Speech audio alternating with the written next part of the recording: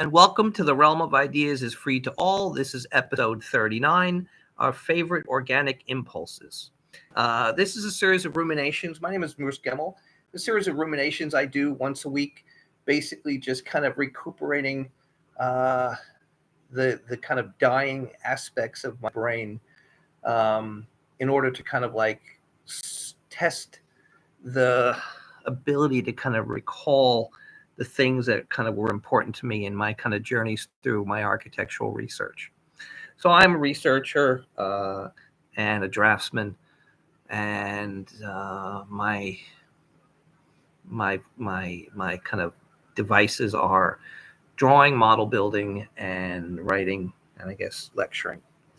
So I've been doing this now since December of 24, and I had done it previously. I had done 26 episodes on another platform.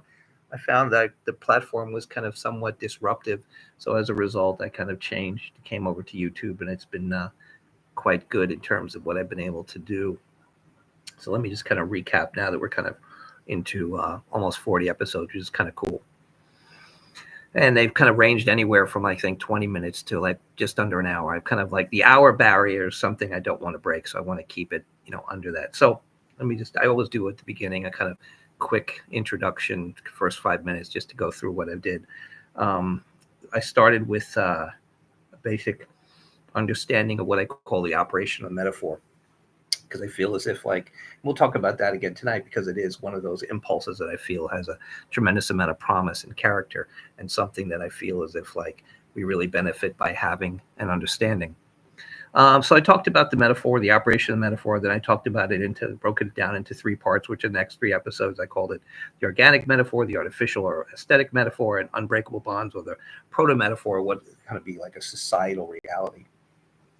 Anyway, what happened was I kind of felt like we have been somewhat unclear about the idea of the metaphor. We see it as a kind of a result of language. We see it maybe as a kind of like artificial thing within like literature and art. But in fact, it's actually an analogy that comes from a more kind of defined source, which is that of the natural tendency of things to become more sophisticated over time by entanglement. So I talked about that. Then I talked about that in three phases. Next, I talked about criticism. And I talked about the value of criticism and necessity of criticism. I mean, being an artist, architect, any kind of speculative engagement, I felt that this was not just a historical point, but it was actually a kind of like a logical and kind of compelling point about the fact that this was kind of one of the things that kind of is linked to how we take these ideas of kind of like rationality and some of these bonds, these unbreakable bonds. And let me talk about that for a second. Basically, the unbreakable bond is basically a situation where you have metaphor that exists in an artistic sense or a natural sense. But in a societal sense, it's basically putting things together in order to create a situation of kind of like heightened efficiency, heightened effectiveness. An example I used was the fact that technique has always been something that exists in societies, but the link of its basis has changed, and different times with different things. I use the fact that superstition and religion and sometimes other kind of like unrational or kind of like, let's say, less rational kind of approaches were kind of linked to technology. So our technology the thinking behind our technology was based on things like the belief that gods would help you, or the belief that certain things would kind of come around because they've kind of had these kind of less than rational kind of explanations. But when we came to the point where we kind of started to see reason and science as the basis by which we should think about our technology, we were capable of making tremendous advances and kind of realized that this was a kind of valuable unbreakable bond. An unbreakable bond basically means something that we put together that we should keep until we find something that's more effective, more efficient. And within the kind of like, I guess, the Alfred North Whitehead kind of like process-based reality, we come to see these circumstances and they kind of provide a stable reality in which we can build for a certain amount of time before we kind of like may either kind of like find that they fall apart or they decay. hopefully they fall apart because we uncouple them and couple them to something more meaningful, more consequential, rather than the fact that we go backwards, which was something we'll talk about later in terms of unbreakable bonds. So then I talked about the art, when I talked about the necessity of criticism, and then the art of finding what needs to be said. And I think one of the things that happened was criticism is a great kind of way to study societal health, and I talk about that in a later episode. But it's the view of our, and that was it. It was like the view of criticism as an indicator of societal health. Now, we came to understand the fact that technology, technique, reason, and science basically went together to form an effective kind of coalition in order to kind of allow us to kind of be more effective, more efficient in terms of our work in this area. As a result, that criticism was a way to kind of like facilitate that. So when we see facilitation being assailed, we wonder why that would happen. And then you realize if the things that are most important to your society are treated well, then you realize that people in general understand the value of those things. I think one of the kind of societal decays that I see is the way in which criticism is not seen and regarded with the value that it should be. Criticism was what allows us to kind of like continue on the study and advance the study of what we're engaged in an effective in as an effective manner as we know of at this moment. So to assail that, to basically question that, is kind of something that you have to ask yourself: why are you chopping the tree down that you live in? From there, we talked about architecture, my specific engagement. Talked about it as a verb, as a process, talked about drawing, which we'll talk about more, and then talked about an organic architecture, which is basically the kind of essence of where I've been going with this whole kind of series of events. Talked about authority of ideas, my past architecture, and then my recent past architecture, and then the aftermath of organic design thinking, which we're coming back to in the next couple of weeks. So my past architecture was my youth, my growing up. My recent past architecture was my, work in as a student and as a professor. And then the aftermath was basically post-professorial kind of thing, where I basically decided that the academy was not the best place to engage in research and investigation, and felt that I was better off on my own. After that, it was indicators of societal health, emotional attachment to ideas, understanding and judgments, what is an unbreakable bond, what is an important unbreakable bond, and the importance of unbreakable bonds.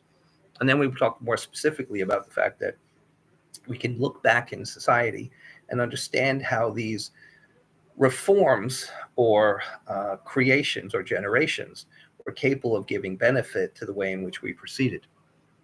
Then we talked about force, power, rule, and persuasion, tradition and culture, and love, beauty, and truth. These were kind of giving more kind of like philosophical underpinnings of one of the things we're talking about. And again, one of the things I don't, hold back in terms of my feelings is the fact that like there are certain people, certain individuals who I have read who have been a tremendous influence on me. Probably the ones that are greatest was was Charles Darwin. Second would be probably Ortega Gasset, Alfred North Whitehead, and these are probably David Hume. These are probably the people who I would say philosophically and metaphysically, especially in terms of Whitehead, have been instrumental in the way in which I kind of conduct myself in terms of the way in which I'm looking for a truly organic architecture. So as a result, I talked specifically about some concepts within Adventures of Ideas. I'll actually be reading a little bit more from that in terms of something that I think is a kind of very important aspect, which is that the idea of adventure.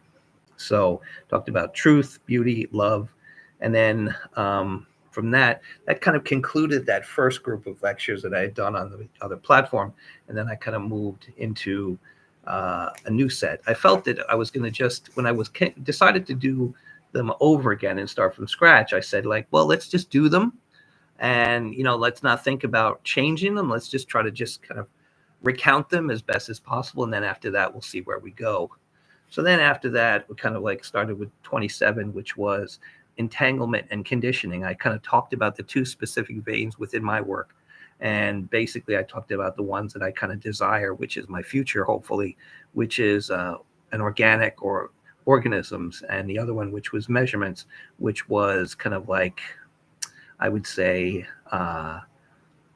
artificial and kind of like mechanistic or mechanisms. So basically, what I'm trying to do in my work is kind of go from mechanisms to organisms and trying to go through these from the artificial to the natural. I remember saying in the 1980s, like late 1980s, that I hoped that in my lifetime I would be able to grow a building rather than build one. And I don't really know if we're kind of that's going to happen, but I do feel as if, like, at least for the first time, I feel confident with some of my colleagues and some of the things that I see, that actually that direction is starting to get some attention and starting to be seen for its consequence. Then we talked about the nature of perspective within the metaphor. We talked about understanding and judgment as regards authority, the unbreakable bond of freedom and tolerance, which I think was very important. Then we talked about value and consequence, critique of present non-organic architecture. Then, let's see, after that, we talked about, honesty as relates to discourse. And then an incredibly important one, which we did a couple of weeks ago, which was the loss of 2D design, which we actually did 2 parts on, and we're going to do a 3rd part probably after I go over the parts that I'm kind of doing now. Entanglement and conditioning actually had a 2nd part, and that I kind of think was, a kind of like very, very valuable part that we engaged in. The loss of 2D design.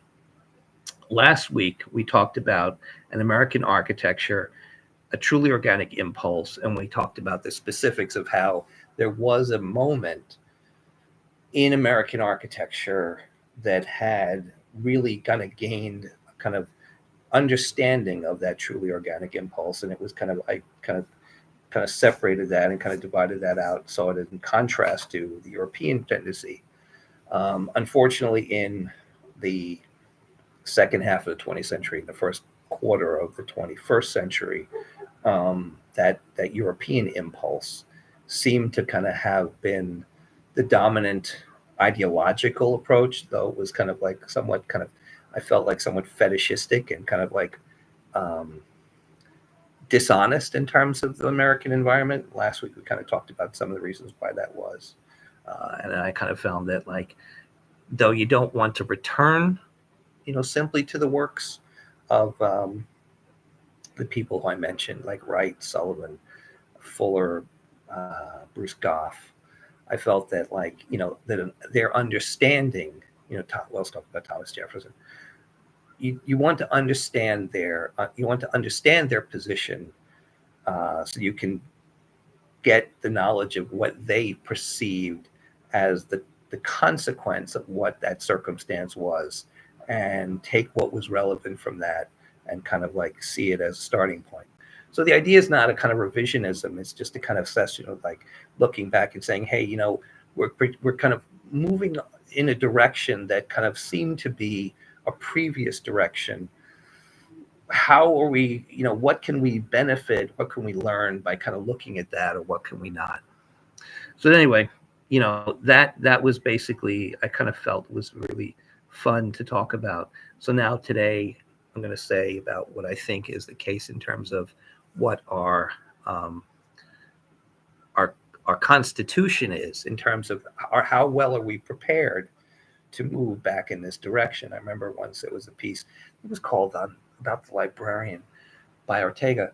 I didn't mention Ortega Gasset, and his work was also kind of very instrumental, because I think the first piece I ever read about the operation of the metaphor was in Ortega, and it was kind of based on a piece in, I think it's Phenomenology and Art was the book, but there was an essay in terms of like how he understood the idea of the kind of metaphysical aspect of myself and my circumstance, and the kind of drama of things, which made me later realize the benefit that Bruce Goff had come across in terms of that same kind of poorly understood idea of function and form that the Europeans had kind of stumbled around with it. But I think, through Ortega's understanding of myself and my circumstance, applying that in as a way in which Goff had done in terms of the relationship between form and function, I felt that we had made a valuable contribution to the way in which we could understand that specific circumstance. And that was kind of where we left off. So anyway, as we are in our regular kind of situation, the next part and the best part of my little dissertation here is This Week in Julie. So, Julie, are we ready for This Week in Julie? Yeah. Okay, this is exciting because I know a lot of stuff's going on. Yeah. What? I know a lot of stuff is going There's a on. lot of stuff going Yeah. on. Just waiting to make the grand entrance. Oh, really? Yeah. You're gonna like kind of come in from like the sky? I can't. There's no room. Oh, P. There's no room for me. Oh, here was what I said. This was really valuable. I like this. I said that the link of function and form as symbiotic. Form gives rise to function as function's actions give rise to forms.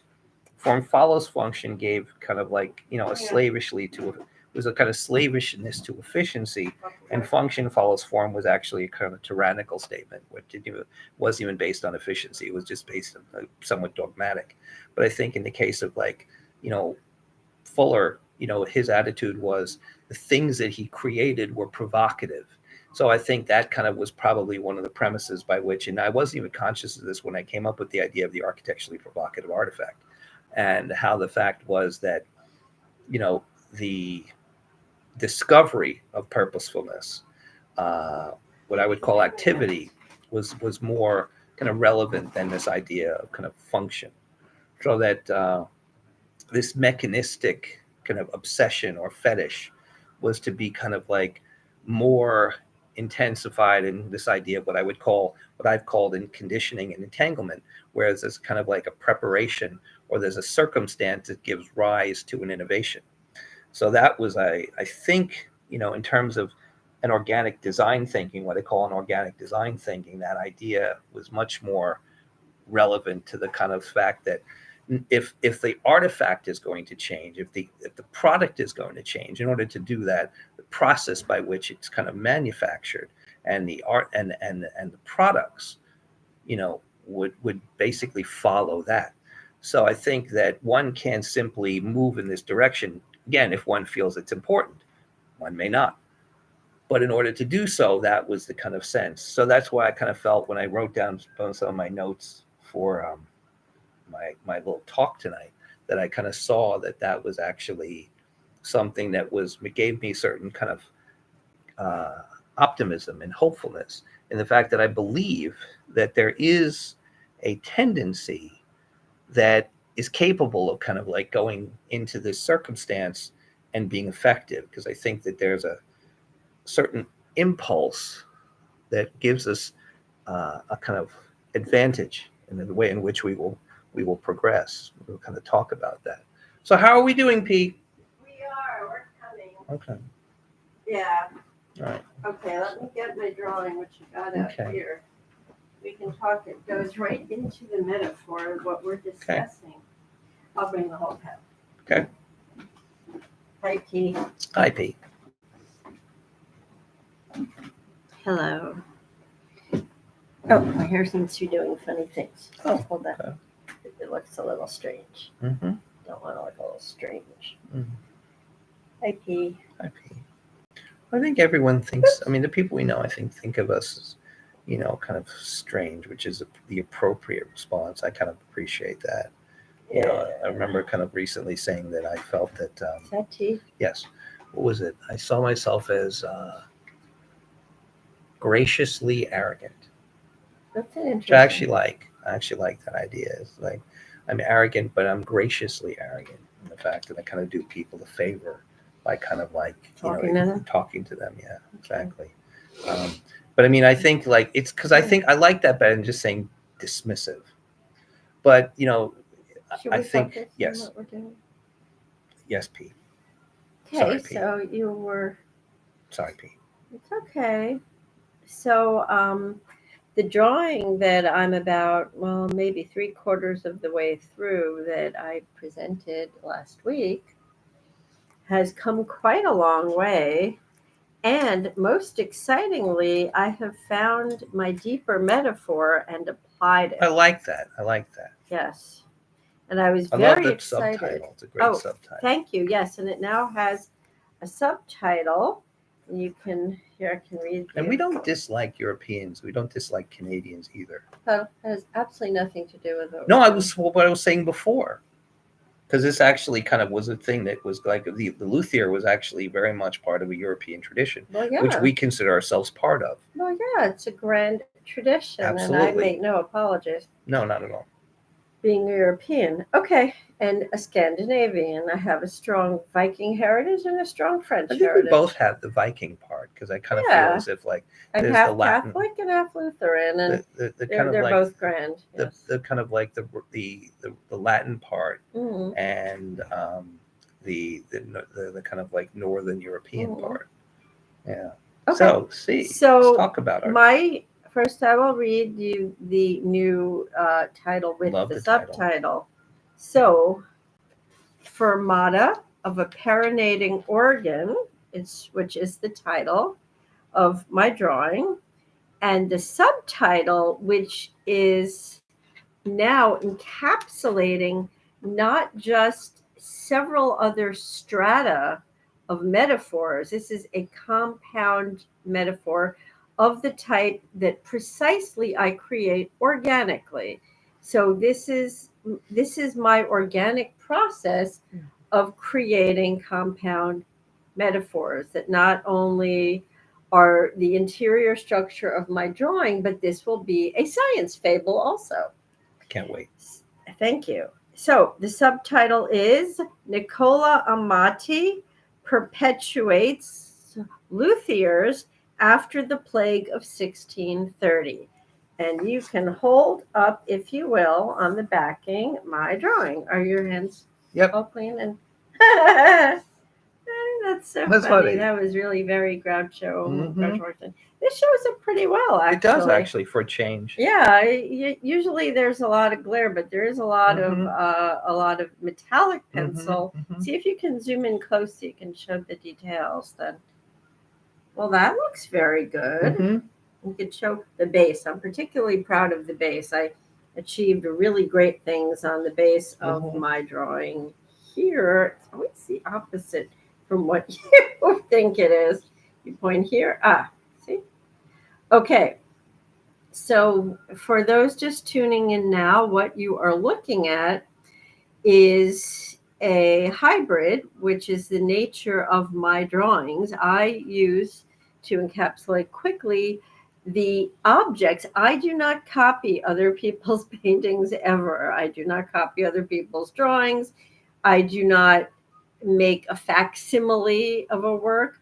I create original works every time, all the time, using the objects and artifacts at the Met as operating metaphors for new ideas and research across the biological sciences. This is a plant sciences drawing, and this is about corms with an M, not corn on the cob, and cormels with an M, not caramels, which are delicious.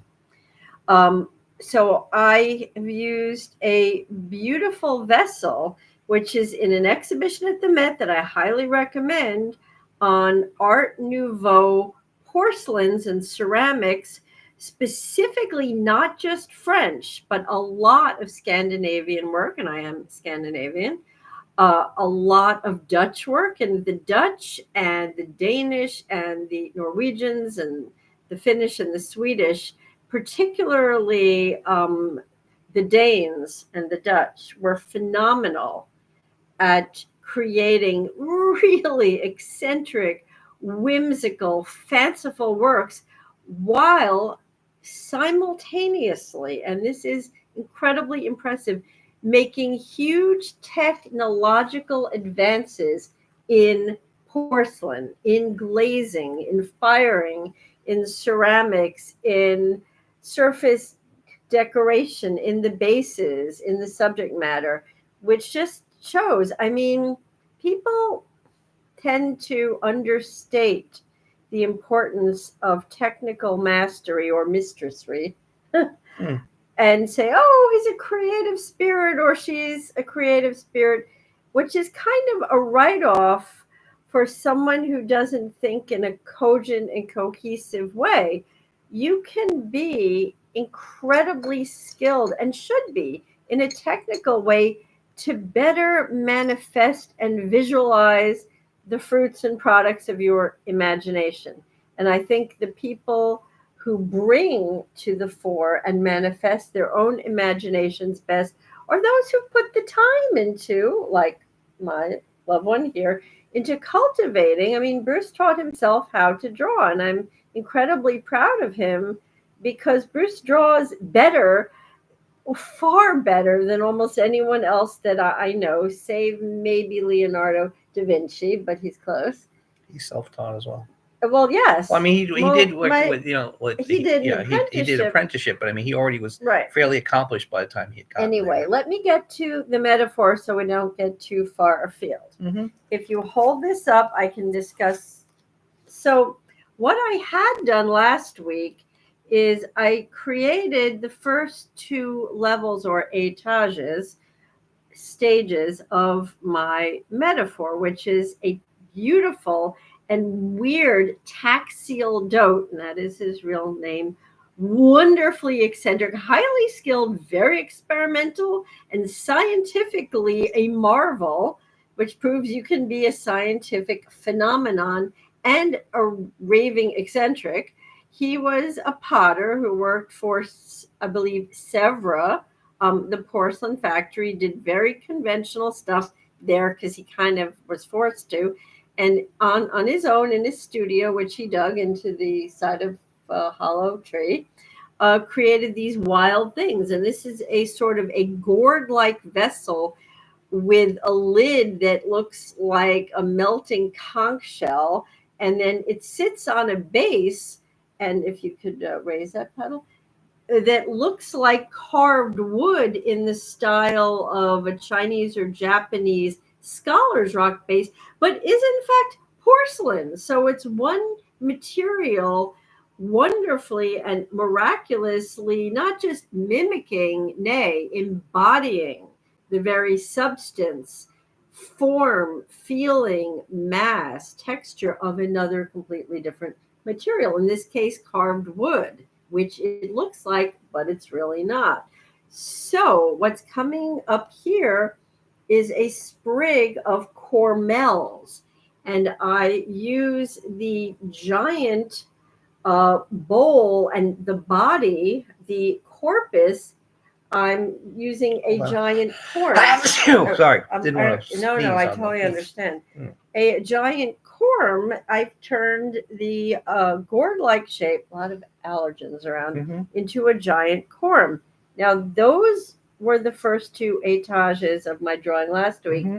I was very excited, and this is what excites us and keeps us a couple forever, is the fact that we get wildly excited. I can't think anything more exciting than putting our teeth into a new intellectual idea that we've just hatched, just uncovered.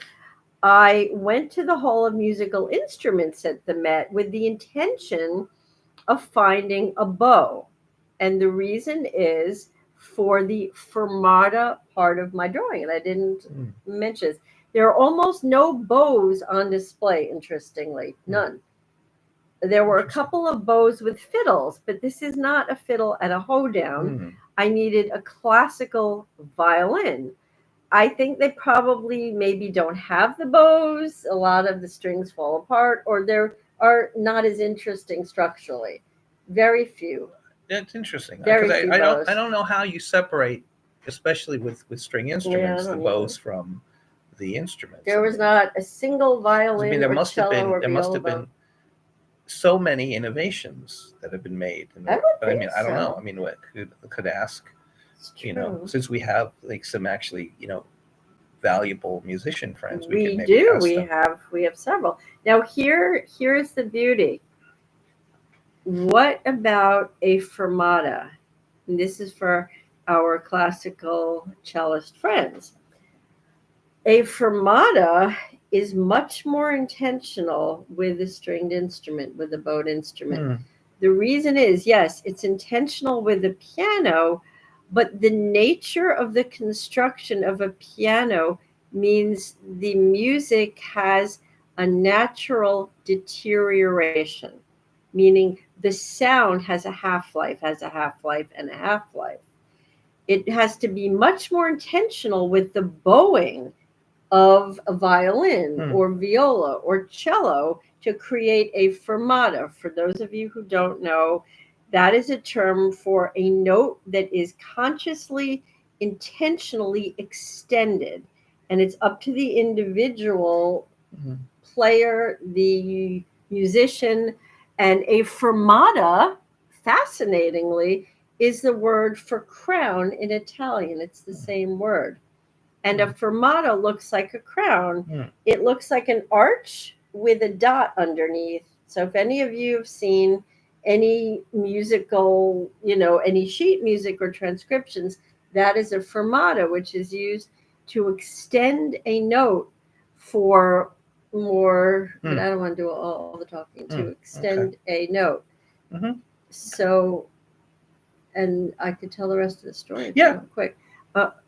Okay. So, since I didn't find any bows, I thought I would use the violins and incorporate them. And there was a violin from the famous Nicola Amati of Cremona. And as soon as I read the wall text, I discovered why it shook me to my core when I looked at it. Because he was the only luthier left, meaning one who makes stringed instruments. Hmm. Hmm. And why? For those of you who don't know, the Great Plague of 1630 that wiped out huge populations in the cities of medieval Italy, like 65% of the population, 40% depending on the city. Florence was hit least with, I think, about 15%.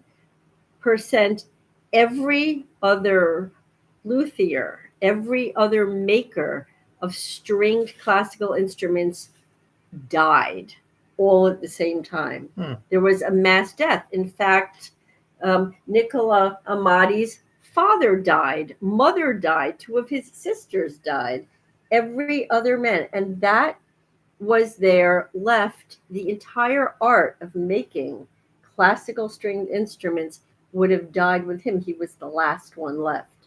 Interesting. He was the corm. I think we had read recently.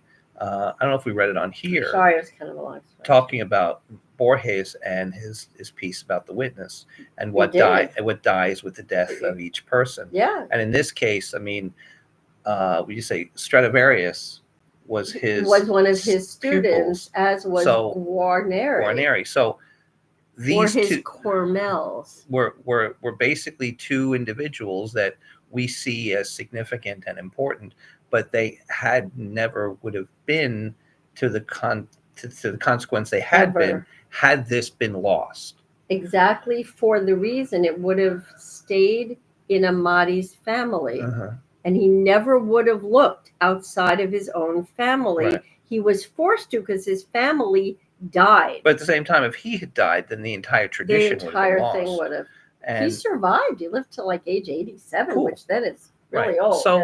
So in the case that these things, basically are significant, they also can perish through physical things. I mean, a kind of an unbreakable bond, in terms of like these kind of like ways in which these instruments are conducted in order to understand before you could actually have advanced harmonics and basically study these things. Whereas now we know a lot more about how these things were done. In those cases, the templates, the manufacturers, the ways in which things were made were capable of at least saying, if I mimic this in this kind of pre-rational period, or kind of like, say, a kind of semi-rational period, we realize if I continue to do the same thing over and over again, I can expect the same results. Mm-hmm. So carrying the technique until it can be supported on something more substantial, at least the idea of kind of like a kind of like reasonable representation of, say, the geometries, the kind of like the laminations and the kind of the templating and the triangulation of different things, in order to say like, okay, why did this not work? And you could actually at least kind of sound it out. But the whole thing could have been lost had it not been for the fact that this man kind of like sustained himself. Right. And one key thing there. Let's do something quickly though, because I think one of the things that I think is important is there needs to be an understanding of how we go about. Maybe we do it next week, but I think like the idea is like talk specifically about the work in terms of the work itself, rather than kind of like the entire. I mean, the background is valuable, but I think there needs to be more. I think I would like to engage more in a kind of back and forth in terms of a discussion, rather than kind of like just kind of two monologues. Because I think, I mean, I don't know. Explain this very complicated. No, I understand that. I understand that. Yeah. So I think that like that's the kind of thing. Let's have a discussion. We have time. Right. So anyway, basically now what I said was something that I found very hopeful and encouraging, is the fact that I feel that though art and architecture and a lot of the speculative vocations are somewhat in a kind of like downtime, or kind of like somewhat kind of like maybe have kind of gone down wrong roads. I feel that the individuals engaged in the current circumstance are technically proficient to the point where they think they have the wherewithal to have the capabilities to correct the circumstance. And I think one of that is because I feel as if like the impulses with which these people approach things are healthy. Yeah. So I kind of like talked to initially about the fact that one of the things I always found, which was very, very pertinent and very, very alluring, certainly was the thing that I think attracted me to you the most, was the incredible adventurous nature of your mind. Thank you. And I think that the idea that you have this incredibly adventurous mind was one of the things that I felt was one of the most alluring aspects of your character and your personality. So what I'd like to do, if possible, is kind of give me a quick understanding of the way in which you feel that adventure kind of becomes processed through your character. Okay. Then I would do the same. Okay. This adventure is the meat, the grist, and the substance of my character. I am the strength of my metaphorical thinking. I mean, my character is inherently one of whimsical connectivity. I mean, I literally, what? Nothing. Just looking there, something came up. What's wrong? Nothing. I really am the sum of my microbiome and my imagination. I do see myself as a microbial suit with a giant brain. I mean, that's and I'm very. I mean, is this the answer? Well, I mean, I you know, sure a lot of times, you know, you'll hear people say, "Oh, yeah, I'm just driven," or like, "Yeah, I'm just kind of this." And I no, neither do I. And I think like when I look at the thing is, I'm inspired. Yeah, but I mean, like what I said is like, you know, some people say like, oh, you know, there's a kind of, they'll use words like insatiable or kind of obsessive. And I'm thinking to myself, you know, these are things to kind of like over aggrandize. But I think that there's a more realistic and more kind of like personal way in which one can describe the way in which they go. Yeah. I mean, so let me kind of describe the way I see it. Okay. I mean, I believe that there's a kind of love affair, a kinship between my curiosity and my imagination. I believe I have a very kind of like innocent, curious nature that is in love with the peevish kind of like, I guess, maybe even somewhat pompous kind of confidence or arrogance of my imagination. I believe that they love to fascinate each other. I think my curiosity loves to challenge my imagination, and my imagination loves to kind of like, kind of like surprise my curiosity. It's like these are two kind of like whimsical children, the one kind of like very adventurous and the other one very clever, and they just love to kind of like fascinate each other. So I think what I've done is kind of facilitated that love affair, and kind of like, is I'm the one who carries them around so that they can carry on their conversations at large. So, I mean, I don't kind of feel any kind of like, oh yeah, it's just a drive and I'm insatiable. And it's like, no, they are. So I just felt like people in the business world. Yeah, I mean, that has nothing to do with us. I see these two kind of like, these two children who are just kind of like, I see that I think my curiosity is a little girl, and my imagination is a little boy. But I think they're kind of like imagination, a little boy. Don't know. I just kind of see. I just find as if like there are certain innate kind of questions that kind of maybe has a kind of feminine kind of personification in terms of the way it would kind of look at things and kind of say, oh, what's that?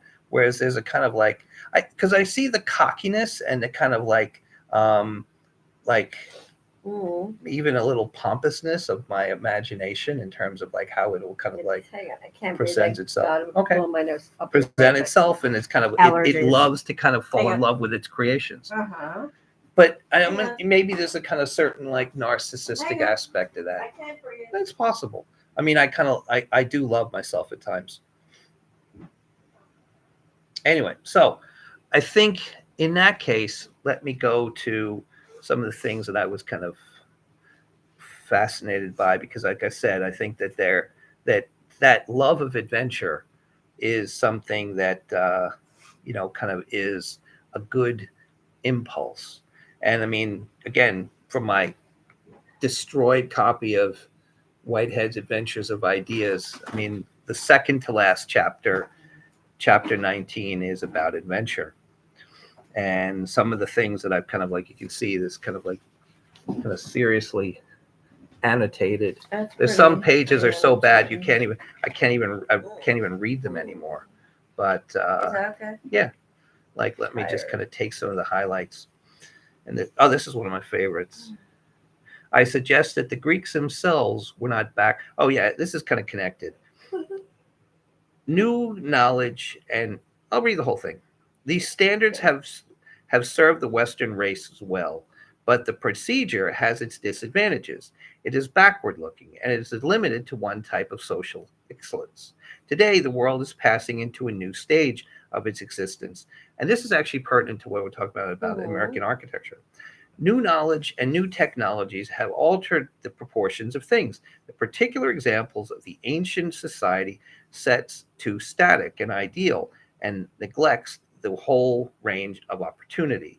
It is really not sufficient to direct attention to the best that has been said and done in the ancient world. The result is static, repressive, and promotes a decadent habit of mind. Also, I suggest that the Greeks themselves were not backward-looking or static. No great civilization was. Right? Compared to their neighbors, they were singularly unhistorical. They were speculative, adventurous, eager for novelty. And that is the key, is that you may look to the things that have been in the past, but the reality is only in the fact that there may be valuable lessons that allow you to deal with your particular time, what Ortega would call your destiny. So your destiny kind of basically is an individual existential reality you have to basically contend with. You rise to the level of your destiny or you fall beneath it. And you can basically enlist those potentials of things that you can learn from things that have gone before you, and you can see them as valuable, you can see them consequential, or you can basically just have at it yourself based on your feelings. So I feel that right now, given the fact that there's a certain bereft nature in the way in which we approach the circumstance, there's a tremendous amount of freedom. There's a tremendous amount of what I would call that existential circumstance of insurmountable, unavoidable choice. And I don't feel that there's any group of people more well suited for that circumstance than some of the people I see in the present generation. I talked about this before, and I kind of, wonder, like we've talked about this with Daniel. We talked about this with Ahu, but I always go back to the fact that, in fact, I think we spoke about it a couple weeks ago, is that in Ahu's last review, there was a circumstance where she set about a situation to engage people with certain abilities into a circumstance that had not been with what they had been perceived as their realm of circumstance. And in fact, what we found was, or at least what I discovered was, that I felt that the students basically were not given the inertial circumstance that basically befell a lot of the critics, so that they were capable of being able to adapt to situations beyond what they saw as their regular realm of questions or possibilities. So returning to that, right, that basically is that adventurous, eager for novelty. The most of un-Greek thing that we can do is copy the Greeks, for emphatically they were not copyists. One of the things we're going to talk about, right? One of the things we're going to talk about, and you talked about it before, is the difference between copying and drawing. It's vast. It's vast. And I think it's important because I think the point now is we're not going to draw, we're not going to copy the work of Wright. We're not going to copy the work of Sullivan. We're going to draw from it, right? In the fact that, like, and it's kind of a poor metaphor, but the point is, the reality is the drawing is basically that where, in the case of what I do as a draftsman, try to feel that which is beyond what the original artist could see. So if the original artist had kind of like seen something, the idea is to try to look over his shoulder and see a little deeper than he did. That's what I mean by the stratified metaphor. Yes, exactly. Yeah, so I think in this case, we're well situated for this circumstance. Yeah. And I think that's the kind of thing that kind of, allows us to look at this, because like that adventurous aspect, that idea of the fact that there's a wealth of opportunity and possibility here. And there really is a tremendous amount of that kind of like what could be oppressive to someone else is actually a kind of like great opportunity for those with adventurous minds. So even though it's an incredibly stagnant circumstance within certain realms, as long as one can free themselves from that, as one can avoid that circumstance, one can do quite well. So in your case, right, what do you see as the things that excite you about the current circumstance, in terms of the fact that we can look around and say, which aspect of the current circumstance? Anyone you want to speak about. It's vast. That includes absolutely everything. Yeah, but we're talking about what we love. We're talking about the thing is, what are the things that most get you excited? Well, I mean, for me, go ahead. Do you want me to No, I'm willing to answer if you don't have something. No, I have something. Is discovering a completely original, novel connection that nobody else would ever make, would ever find or discover, and then being able to, which I do, put it into tangible life. I mean, it's finding a connection that would be absolutely not made by another human being on this planet, and then being able to, in a compelling way, I'm not overstating, a masterful way, bring it to life in a very, how should I say, in a wholly unique way, and creating a work of art based on this very new singular metaphorical construct. The discovery, the creation, and the perpetuity of an edifice of great imagination, as told through the narrative of a metaphor, and a stratified metaphor, meaning it is layers upon layers of metaphorical substance. And this is like, I would liken a metaphor to an entire organism. It is its own organism.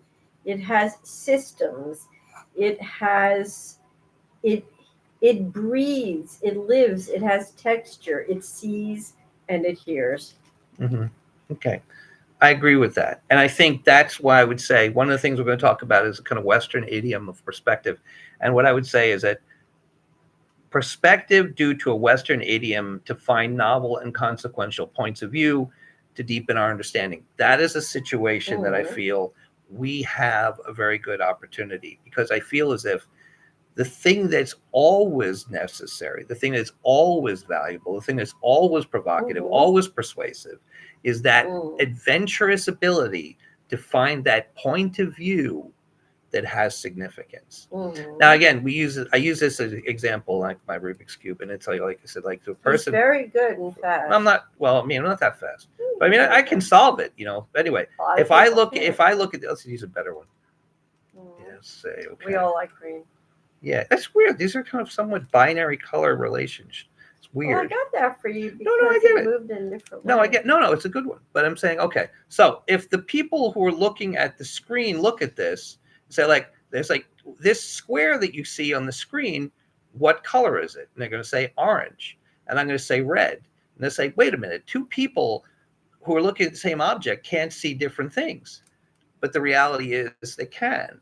So I think what happens is the great idiom of Western perspective is the value of the idea of point of view. When you construct a perspective, you actually have a point from which the individual is standing. Finding those novel points of view are those things that are the tremendous idea of novelty. That idea of kind of, by your own kind of adventurous mind, kind of finding that path to those places that people haven't sought out and saying, it's a treasure hunt, and it's the most satisfying feeling in the world. And I can't encourage our viewers more or strongly enough to find your own intellectual treasure hunt, jump on it, and pursue it. It costs nothing. It is a grand adventure that you can have inside the parameters of your own mind. And here is the beauty of that. You can relive it again and again. It will accrue. You can go to it if you're feeling down. Agreed. You can revisit it when you want to build on these ideas and create something new. Agreed. Because the thing is, I think, we've seen these kind of wrong-headed moves, and we've seen them run aground. And as a result of the running aground, they're kind of like, you can say what the wrong-headed moves are.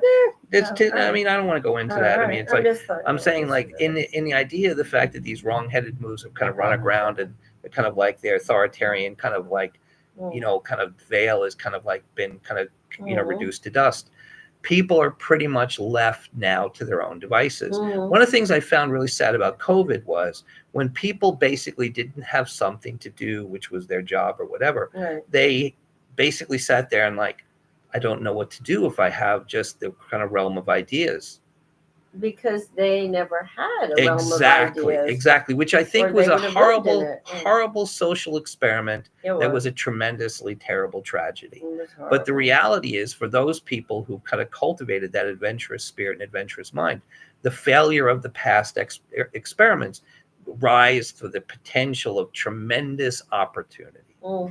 And I kind of feel as if there's no need to apologize for the ability to be innovative and succeed where others have failed. I never apologize for my You never innovations. Genius should never apologize, because it's No, the thing sure. that kind of like is most assailed, but at the Bends same to time no one. is the reason why we persist.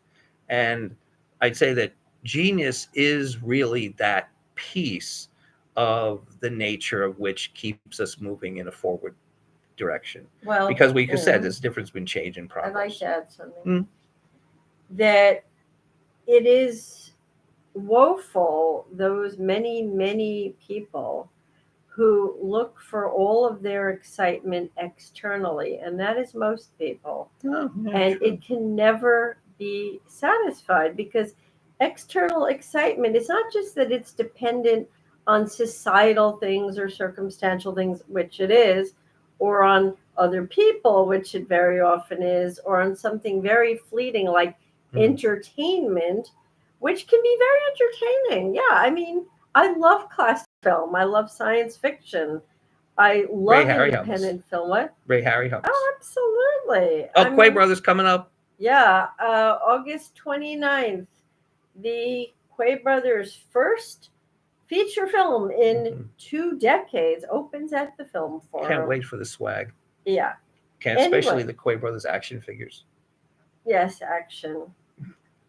I get the moving finger. Mm-hmm. Anyway, if I may, Mm-hmm. what I was saying was, if those people looked inward, which is a terrifying realm for most people, and they would do anything to avoid looking inwards, that is where the true adventure lies.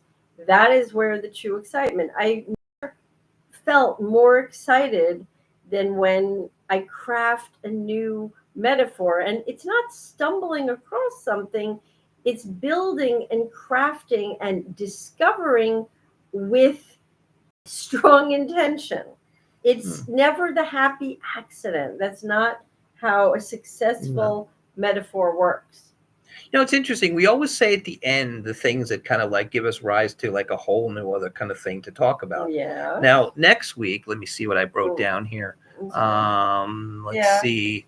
We are going to do organic design. Oh, nice. Organic design thinking. Perfect. Okay. So we talked about an American architecture, our favorite organic impulses, then organic design thinking, conditioning, and the artifact, and then the architecturally provocative artifact. Go back then we're going back to the dimensional dimensional design. Yes. Which is Billy Then we have West. drawing in the Western idiom, and then I was just thinking about another thing, What? which was basically the difference between copying and drawing. Well, that is And a that's very another thing. Yeah. important So thing anyway, because, we are come to an end. Final thought.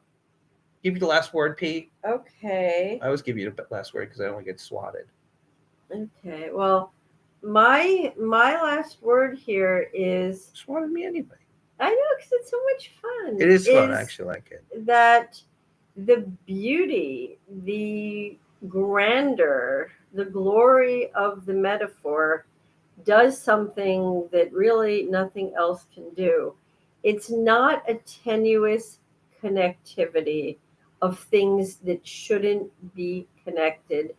It is a fiery, imagination driven connectivity of things longing to be connected, craving the connection. I mean, the connection that I've made here between classical music, those who made classical musical instruments, and perinating organs in plant science, is a connection that was crying out to be made. That's what I wanted to end. The metaphor is a generator of the provocative. It is the is the place from which the provocative comes. So the realm of ideas is free to all, and again, it's to the benefit of all of us to maintain it just that way. Yay. Okay, bye everyone. Bye.